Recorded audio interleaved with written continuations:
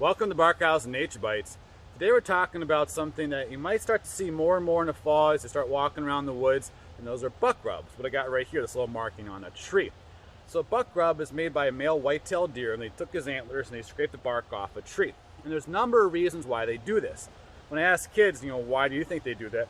Kids will often answer, well, they got an itch, so they're trying to scratch their head. I can't exactly argue with that. I'm sure they do that once in a while. I mean, think about it, with their hooves, they probably can't reach up the top of the head to scratch it unless they practice deer yoga, doga, if you will. But there's actually other reasons why the bucks are really going to be rubbing these trees. One thing I get to is that, well, they're rubbing these trees to get the velvet off their antlers just before they really before this time of the year, before the fall. Yeah, they do rub their antlers to get that velvet off, and usually it's late summer, early fall, but they're usually, when they're doing that, not this aggressive. It's not going to make a huge mark on a tree like this. You might see a few scratch marks, and that's about it. So the main reason is communication. They're putting these buck rubs out there just to talk to other deer, because again, those deer out there, they can't talk to other deer like in the cartoons, so they got to leave little signs behind and let them know what's going on and what they're trying to say.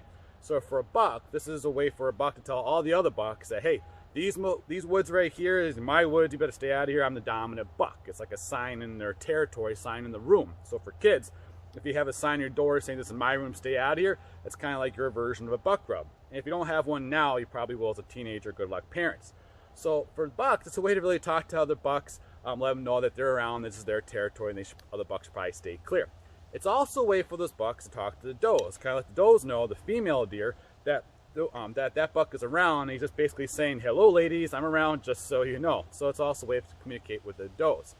So as far as, can you tell what size buck or how large that buck is by the size of the buck rub? Yeah, no. For the rubs, the larger bucks, they do tend to kind of rub more larger trees, but not always. They'll use small ones and large ones.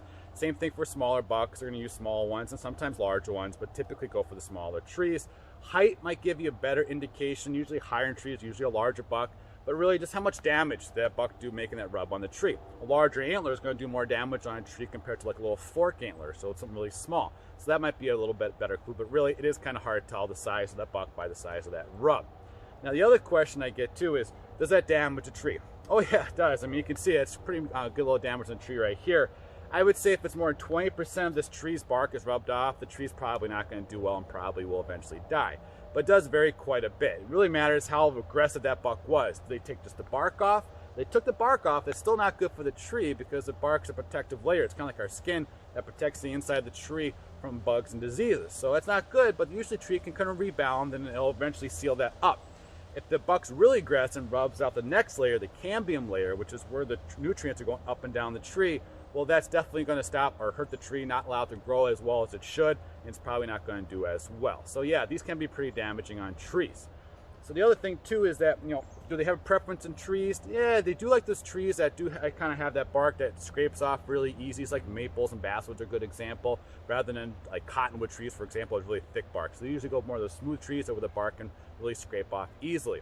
So the other thing too is, I did mention this a couple times, I call these antlers. Are they horns or are they antlers? Doesn't it really matter? No, technically yeah, but no one's ever going to yell at you if you call these horns. I still do once in a while, that's fine. The big difference is that antlers, they're going to fall off the animal every year and they regrow them. Horns don't fall off the animal. They're on them pretty much for life. And horns really are bone as well. Antlers made out of bone, but the horn's covered with a sheath of keratin, so the same stuff as your fingernails, and that covers that bone. But the big difference is antlers fall off every year, horns do not. So, as you're walking around these woods or any woods, and you're looking for, just kind of exploring them in the fall, look for these buck rubs, these little signs out there, and again, it's a way for a buck to communicate with other deer. And again, as far as what tree species, it does vary quite a bit, but in my experience, bucks, like Dollar Tree is the best. Okay, that was a stretch. Thanks for watching Barkhausen Nature Bites.